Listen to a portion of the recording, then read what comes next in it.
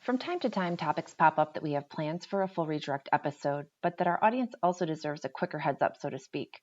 With that in mind, we're introducing a Cliff's Notes version of these topics to be followed by a redirect episode. We're calling these BTW with BlackTruck Media and Marketing, as in, oh, by the way. We promise to be a brief pit stop in your day, just about 10 minutes, and then we'll be gone so that you can move forward with quick takes and confidence in the digital space. We'll be back later to deliver all the details you crave from our team. Welcome to this episode of BTW with BTM. I'm Jason Dodge, CEO and founder of BlackTruck Media and Marketing.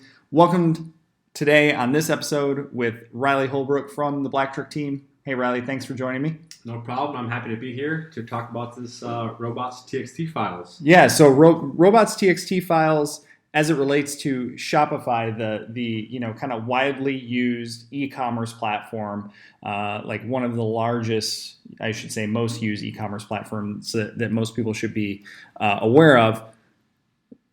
They're finally, after actually years, allowing individuals to make edits to a Robots.txt file. So that's something that we wanted to jump on. First and foremost, let's discuss what is a Robots.txt file. Let's define those for those not involved in, say, technical SEO. And even those not involved in technical SEO, we should kind of preface it with, Robots.txt file stuff should be fairly basic at a technical SEO level. But really, it's to help a search engine really understand exactly what pages of a site they can access. That's really what it boils down to. Mm-hmm. If you want to check, you can really do this publicly because it needs to live in the public file structure of any site.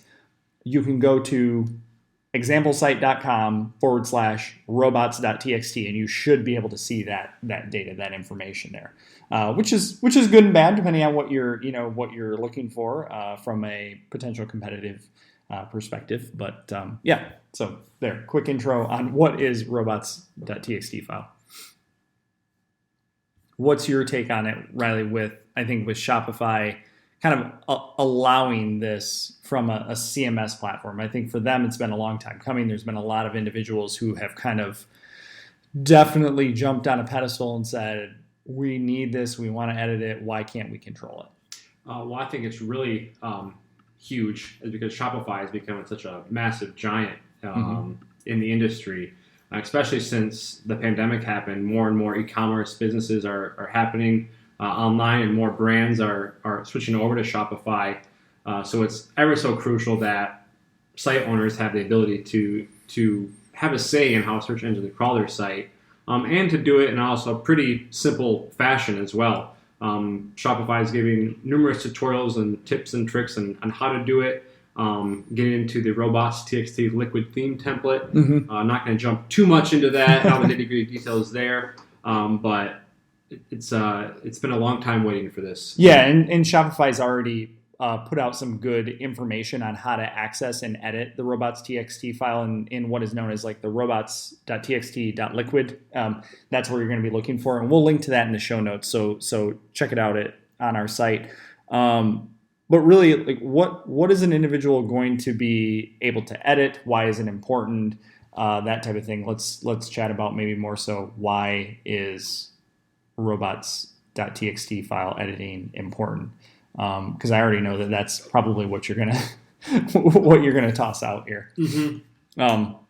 Is it from your perspective and kind of what we had talked about earlier when we first caught this? Really, why is it important? Is it just strictly prioritization, or what's your take?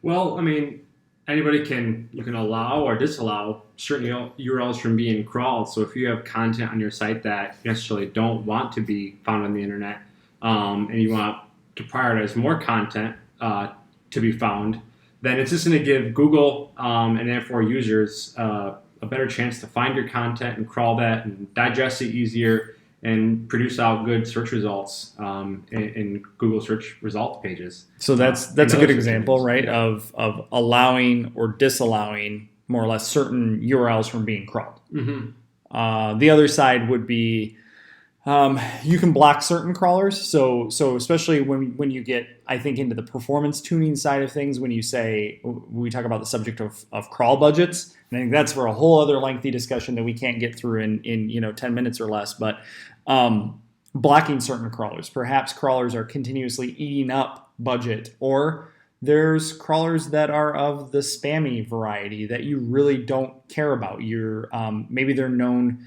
other known web scrapers and things of that nature that come off as crawl bots that are crawling a site. Especially important in an e-commerce world where they're pulling more or less what they're trying to do is pull your catalog feed. And don't quote me on that, but that type of stuff happens where they're pulling it's not a catalog feed, but it's a content scrape. And if that is a bot that continues, or a crawler that continues to hit that site, and you're able to kind of sniff that out, this is one level of defense, I should say, to try and block that. What are a couple of examples that come to mind when you and I were chatting about it? A good example that comes up is a lot of brands who are going to be doing e-commerce are going to be using influencers and maybe have a landing pages or pages with massive offerings on that. And maybe you don't want that to be found on the internet as easily, and you want those pages to be strictly used for an Instagram influencer to be posting on their Instagram. So we can easily go in and make sure those are not getting crawled and not being found. That's one example that comes to mind. Other examples are the eyeshadow. Oh, For yeah. example. Let's say if you have a main page that's out there, and it's an eyeshadow page, for example, and you don't want that. Just say if you have a 12 well palette, your biggest seller, you don't want that to be being found on the front page of the internet. Yeah, you do, but you want your other eyeshadows to give it some love. Yeah. So we can prioritize that main eyeshadow page to come up rather than that. So what you're saying, I get what you're saying in that regard is we're not saying like, hey, don't crawl this. Exactly. We're placing priority on the types of content that we might want crawled before another piece. Yep. And I think that's probably a really good example. I like the example of if you're doing influencer marketing and you have those select like promo offer code type pages that you straight up do not want, like, anyone and everyone can get that. I often joke, I call them like the retail me nots of the world, right? Like everybody's looking for a coupon code. Yeah. Well, that's something that's either super time sensitive, it has some end date or something to it, or it's just, again, it has exclusivity to it that you don't want people to find. Definitely wouldn't want to do it, or have it kind of be, I would say, out there in the ether. So when you were going to ask some additional question there, but jump in and mention how important and crucial this is, and also how some brands could have some competitive advantage hopping on this early. This is still fairly new. On Friday, June 18th, the CEO of Shopify, Toby Lutke, he announced on Twitter this was happening, and on Monday the 21st, here in June 2021, he tweeted that this is live for everyone now. So if you're a Shopify site owner, you can go out there right now and start editing that file and prioritizing what URLs you want to be crawled.